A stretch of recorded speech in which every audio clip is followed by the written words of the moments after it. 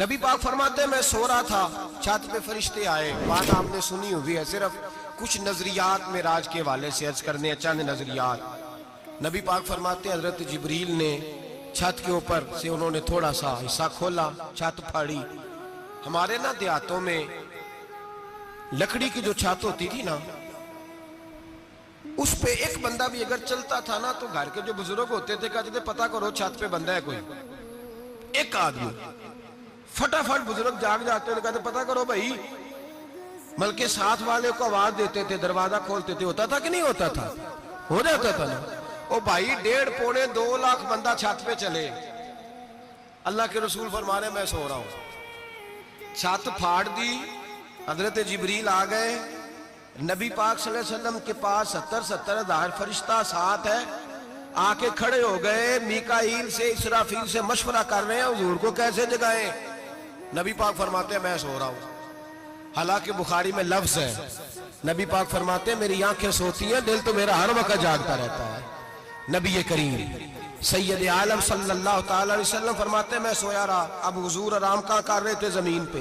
آرام کہاں کر رہے تھے؟ حضور علیہ السلام زمین پہ آرام کر رہے تھے، جناب جبریل جھکے، کتنا جھکے کہ حضور کے قدم ہی چوم لیے۔ نبی پاک کے قدم تو کتنا جھکے ہوں گے جی؟ رکوع تک جی؟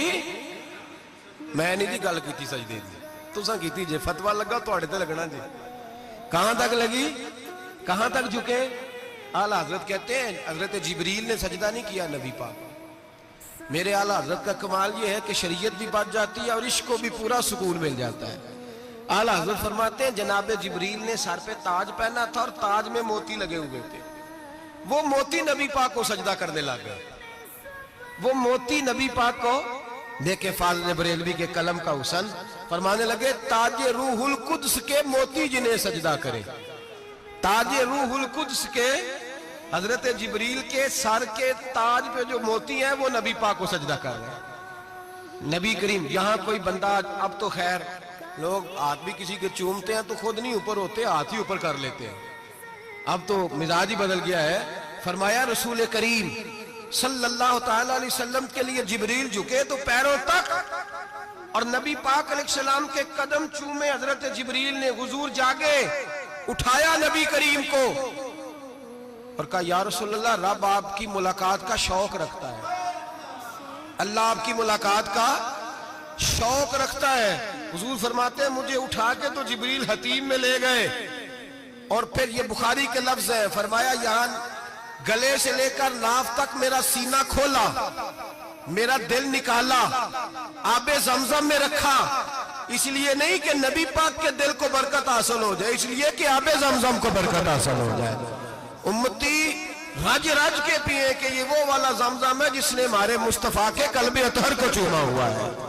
نبی پاک صلی اللہ علیہ وسلم فرماتے ہیں میرے سامنے کھولا اور میں دیکھتا بھی رہا، دل کھل گیا، سینہ کھل گیا اور میں دیکھتا بھی رہا، اور نبی پاک فرماتے ہیں خون بھی نہیں نکلا، اس لیے کہ حضور کی حقیقت نور ہے، نبی پاک کی حقیقت نور ہے، ورنہ بشر کے حضور اگر صرف بشر ہوتے تو کٹ بھی لگے تو خون نکل آتا ہے۔ میرے رسول کریم سید عالم صلی اللہ علیہ وسلم فرماتے ہیں پھر جبریل امین مجھے براق پہ بٹھانے لگے، خچر سے چھوٹا تھا، گدھے سے بڑا تھا، اور بجلیوں کا بنا ہوا تھا، جہاں اس کی نظر جاتی تھی وہاں اس کا قدم جاتا تھا۔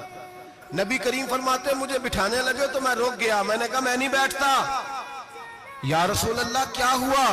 فرمایا اللہ فرماتے ہیں یوم نسوق المجرمین الی جہنم وردا، جب آپ کے امتی نکلیں گے قبروں سے تو ڈنڈے مار مار کے لے جائے جائیں گے، پہلے رب میرے ساتھ وعدہ کرے کہ جب میرے غلام قبروں سے نکلیں گے تو انہیں بھی براق عطا کرے گا، پہلے وعدہ کرے۔ حضرت جبریل کہتے ہیں میں وہیں کھڑا تھا، رب کریم نے کہا چل وعدہ کر لے، یوم نحشر المتقین الی الرحمن وفدا، محبوب جب تیرے فرما بردار قبروں سے نکلیں گے تو میں سب کو براق عطا کر دوں گا، سب کو براق دے دوں گا۔ نبی کریم فرماتے ہیں میں براق پہ بیٹھا، سفر